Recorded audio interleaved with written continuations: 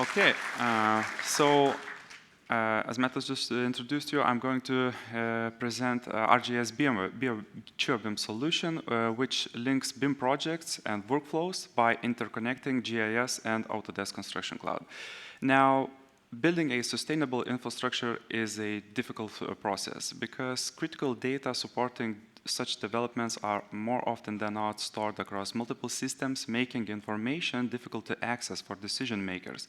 And this is where GeoBIM comes in and helps with, us with that. So what you're seeing here is a BIM model of a proposed new pedestrian bridge in Vilnius. And this file is located in Autodesk Construction Cloud. This is where BIM project managers, design team is working, constantly updating their files and storing their information here.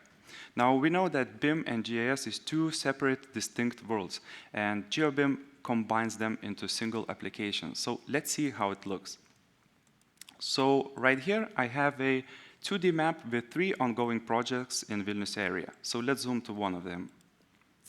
So right here is a Vingis pedestrian bridge project area. I can switch 2D map to 3D map, and here these orange polygons are actually displaying a geographical boundaries of different IFC files that are located in the Autodesk Construction Cloud. I can switch geographic boundaries to a actual full plan of the proposal.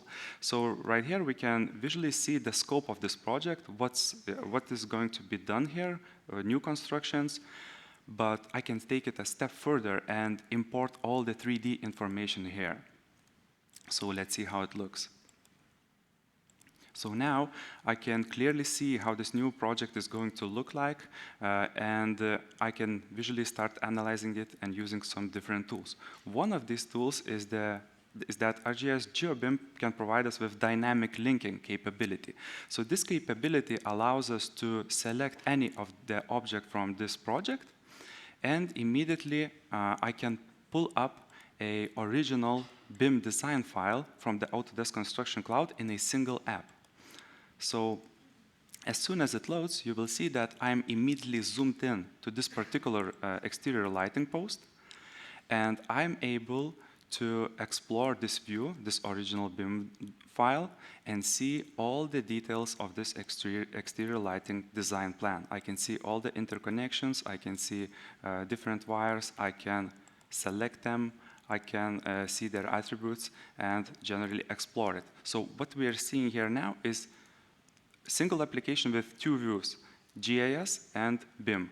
So this helps us to interconnect and act upon the data from these different sources. But generally, GIS is used in early phases of developments like this, when we are trying to determine how developments like this are going to be affected by natural and built-up surroundings. So for answering these questions, we can use GIS data.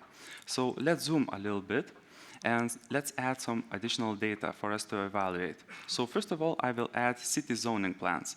So these plans are showing me some of the areas of the city which are specifically left for some developments, or for example, for some parks. So this green polygon is actually showing the area which is reserved for natural surfaces, greenery, and parks. On the other hand, we see these brown and orange polygons which are reserved for developments. We can also add another layer with future residential developments in this area.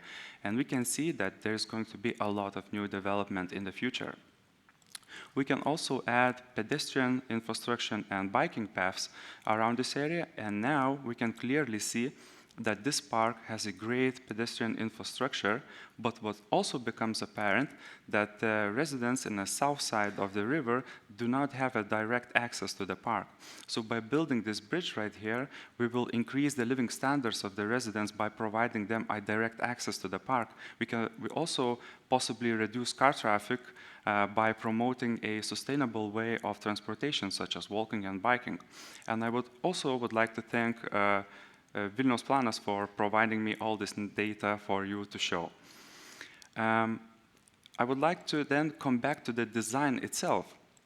and maybe see how it holds up against the spring floods, which are very common in the river Neris right here.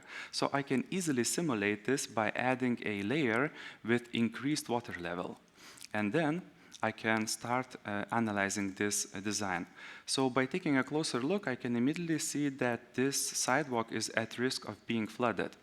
And I can also turn on a issue layer, and I can see all the issues assigned with this project. And I see that the issue about this is already have been created. So I see that this is a requirement change for designers to change or update the material so that the water would not do a long-term harm to it.